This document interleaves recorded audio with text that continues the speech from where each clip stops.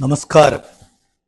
ഈ ദിവസങ്ങളിൽ പത്രമാധ്യമങ്ങളിലും സാമൂഹ്യ മാധ്യമങ്ങളിലും നിറഞ്ഞു നിൽക്കുന്ന ഒരു വിഷയമാണ് ഗോവിന്ദചാമി ജയിൽ ചാടിയതും പോലീസ് അദ്ദേഹത്തെ പിടിച്ച് വീണ്ടും ജയിലിലാക്കിയ മഹാസംഭവം. അത് ഗോവിന്ദചാമിയാണോ ചാർലി തോമസ് ആണോ?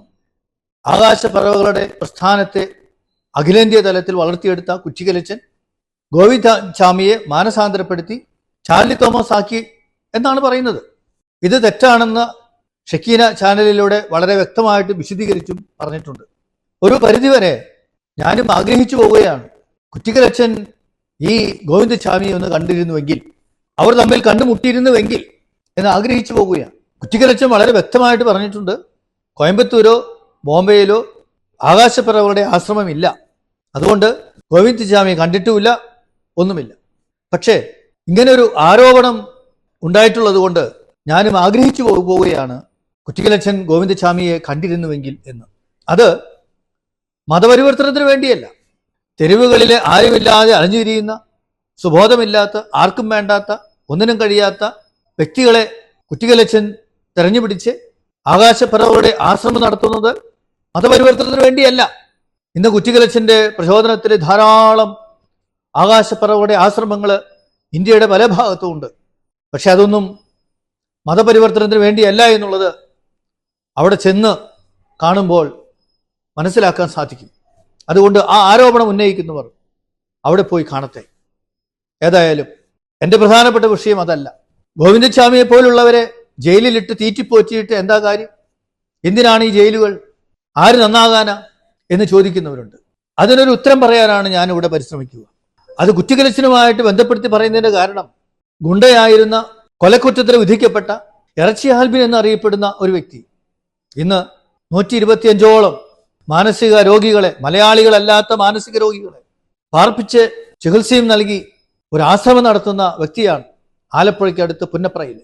എങ്ങനെ ഈ ഇറച്ചി ആൽബിൻ ഒരു മാനസിക രോഗികളെ നോക്കുന്ന ഒരു അപ്പനായിട്ട് മാറി? 30 വർഷങ്ങളായി ഈ ആശ്രമം തുടങ്ങിയിട്ട്. എന്താണ് അതിന്റെ കാരണം? എങ്ങനെ അദ്ദേഹത്തിന് ഇത് സാധിച്ചു? ഗുണ്ടയായിരുന്ന ഇറച്ചി ആൽബിനെ നാട്ടുകാർ അതിക്രൂരമായ രീതിയിൽ പീഡിപ്പിച്ചു, കൈകാലുകൾ തല്ലിയൊടിച്ചു, കുതിഞ്ഞരമ്പ് വെട്ടിയിട്ടു. പക്ഷേ ദൈവം ഇറച്ചി ആൽബിന് കുംഭസാരത്തിലൂടെ സൗഖ്യം നൽകി. പിന്നീട് ജയിലിലായിരുന്ന കാലത്ത് അദ്ദേഹം ആത്മീയമായിട്ട് വളർന്നു. ദേവാലയ ശുശ്രൂഷയായിരുന്നു. തിരുവനന്തപുരത്തെ തുറന്ന ജയിലിൽ ദേവാലയം പണിതു. അത്രയും വലിയ ആന്തരിക പരിവർത്തനം എങ്ങനെ ഇറച്ചി ആൽബിനിൽ ഉണ്ടായി എന്ന് ചിന്തിക്കുമ്പോൾ അതിൻ്റെ ഒരു പ്രധാനപ്പെട്ട കാരണം, ജയിലുകളിൽ അന്ന് ആത്മീയ ശുശ്രൂഷയ്ക്കുള്ള വേദിയുണ്ടായിരുന്നു. അൽമായരും സിസ്റ്റേഴ്സും അച്ഛന്മാരും ഒക്കെ ജയിലിൽ സന്ദർശിച്ച് സുവിശേഷം പ്രസംഗിക്കുമായിരുന്നു, പരിശുദ്ധ കുർബാന അർപ്പിക്കുമായിരുന്നു, കുംഭസാരത്തിനുള്ള സൗകര്യമുണ്ടായിരുന്നു. അതെ, ഇറച്ചി ആൽബിൻ എന്നറിയപ്പെടുന്ന കൊടും ക്രൂരനായ ഗുണ്ട ആത്മീയമായിട്ട് വളർന്നത് ഈ ശുശ്രൂഷകളിലൂടെയാണ്. ഇന്ന് ജയിലുകളിൽ അതിനുള്ള സൗകര്യമില്ല. അവിടെയാണ് നമ്മൾ ഗൗരവമായിട്ട് ചിന്തിക്കേണ്ടത്. ഗോവിന്ദചാമിയെ പോലെയുള്ളവരെ ജയിലിലിട്ട് തീറ്റിപ്പോറ്റിയത് കൊണ്ട് അവർ നന്നാകുമോ എന്ന് ചോദിക്കുന്നവരോട് ഇവിടെ എടുത്തു പറയാനുള്ള ഉത്തരം ആൽബിനപ്പൻ്റെതാണ്, ബ്രദർ ആൽബിൻ്റെതാണ്. അദ്ദേഹത്തിന് അതിലേക്ക് വളരാൻ സാധിച്ചത് കുറ്റിക്കലച്ചൻ കൈപ്പിടിച്ചുയർത്തി. അതോടൊപ്പം തന്നെ ജയിലിലായിരുന്ന കാലത്ത് ആത്മീയമായിട്ട് വളരാനുള്ള അവസരമുണ്ടായിരുന്നു. ഇവിടെ നമ്മൾ പ്രത്യേകം ഓർക്കണം, കൊടും കുറ്റവാളികളെയൊക്കെ നമ്മൾ ജയിലിൽ താമസിപ്പിക്കുന്നതിന് വേണ്ടിയാണ്, അവരെ മനുഷ്യരാക്കുന്നതിന് വേണ്ടിയാണ്.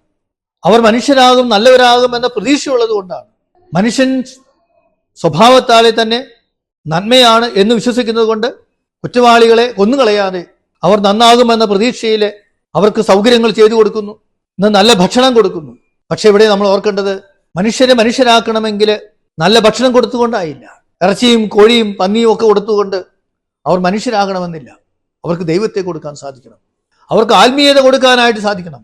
അതിന് ജയിലുകളിൽ ആത്മീയ ശുശ്രൂഷയ്ക്കുള്ള വേദികൾ ഉണ്ടാകട്ടെ.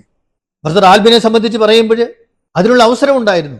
അതുകൊണ്ടാണ് അദ്ദേഹം ഈ 75-ാം വയസ്സിലും ആകാശപ്പറവകളുടെ ആശ്രമം ദൈവത്തിന്റെ പരിപാലനയിൽ മാത്രമേ ആശ്രയം വെച്ചുകൊണ്ട് ഇന്നും മുന്നോട്ട് കൊണ്ടുപോവുക.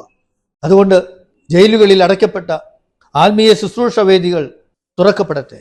ഗോവിന്ദചാമിയെ പോലുള്ളവർ മാനസാന്തരപ്പെടട്ടെ, മനുഷ്യരായി തീരട്ടെ. അതിന് ആത്മീയ ശുശ്രൂഷയ്ക്കുള്ള വാതിലുകൾ ജയിലുകളിൽ തുറക്കപ്പെടുവാനായി അധികാരികൾ ശ്രദ്ധിക്കട്ടെ. എല്ലാവർക്കും നമസ്കാരം.